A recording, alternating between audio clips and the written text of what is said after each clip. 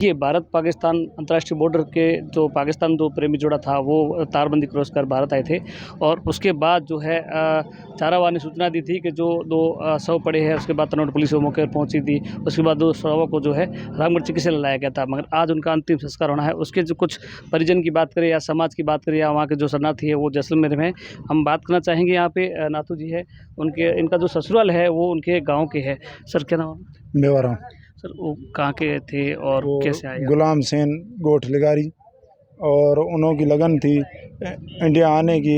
Embassy में passport जमा है, साल डेढ़ से जमा है, वीज़ा नहीं मिल रही। तो वीज़ा नहीं मिल रही तो उन्हों का यही सोचना था तो हम जाएंगे अपने देश, तो वीज़ा नहीं मिलेंगे तो आपस में लड़ाई करके ऐसे कूद पड़े तो हम जाएं, मरेंगे तो हिंदुस्तान में जाके मरेंगे। तो सरकार को निवेदन है तो हमारी वीज़ा खोली जाए। तो हमारे हिंदू जो हैं, जो गरीब लोग हैं, उनों के पास पैसा नहीं है और जो अप्लाई करते हैं तो वीज़ा नहीं लगती है। तो 3-4 बार पासपोर्ट रिन्यू कराते हैं। सरकार को ये निवेदन है तो वीज़ा लगाई जाए। जो वीज़ा लगी हुई है ऐसा उन आदमियों की, तो वो भी इधर उन्हों को आना दिया जाए, ये सरकार को निवेदन है। नहीं तो दोनों ऐसे दोनों नाबालिग थे क्या? नाबालिग शादीशुदा थे? शादीशुदा से 1.5 साल शादी का हुआ है और ये उनकी लगन थी तो हम इंडिया जाएंगे, तो वो रात को कूद पड़े तो आके इंडिया में ही ख़त्म हो गए। सरकार को निवेदन है, नहीं तो ऐसे आदमी हमारे मरते जाएंगे। आपको सूचना किसने दी जो आज पोस्टमार्टम किया? सूचना सरकार ने दी तो पोस्टमार्टम कर दिया। अब संस्कार करना है, आप समाज के लोग हैं, आ जाओ करें हम जी सब। बिल्कुल। दिलीप सिंह जी सर बताइए क्या कुछ। जैसे ये घटना हुई है, हमें पता पड़ा, हमने यह मालूम किया क्या हुआ।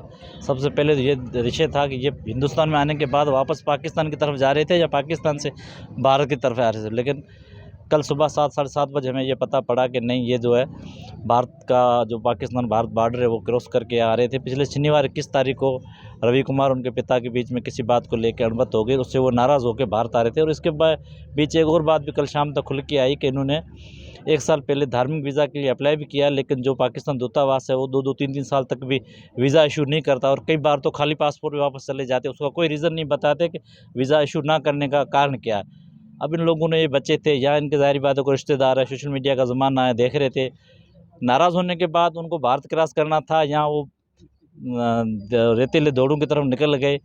बॉर्डर कहाँ उन्होंने क्रॉस किया, कैसे किया, ये भी एक बहुत बड़ा क्वेश्चन मार्क है। उसके बाद जब यहाँ आए, सुनने में आ रहा है कि पानी की कमी या पानी ना होने के कारण उसकी डेथ हो गई, जिसकी बहुत दुखद घटना है, हमें उसका दुख भी है। लेकिन आज प्रशासन के द्वारा हमें सूचना दी गई है कि आप लोग कुछ जो पाकिस्तान पर यहाँ रह रहे हो, जो संगठन के लोग हो, आज हम आप लोगों के सामने उनका अग्नि संस्कार करें। और उसी संदर्भ में हम लोग अभी यहाँ थोड़ी देर में रामगढ़ के लिए निकल रहे हैं। जी बिल्कुल नाथू जी बताइए। सही बात है। ये ज़िला घोटकी के रहने वाले हैं, सिंध प्रांत के। इनको लगन थी कि किसी हालत में हम हिंदुस्तान चले जाएंगे।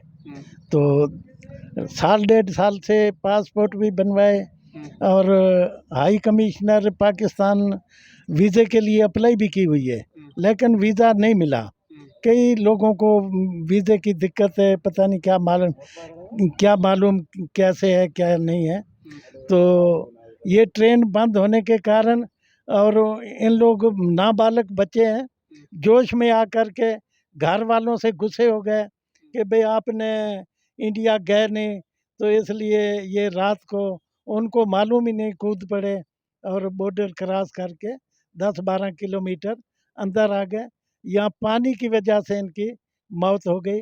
हमें रात मालूम पड़ा, दलीप सिंह जी ने, सोडा साहब ने बोला कि ऐसी बात है नाथू जी।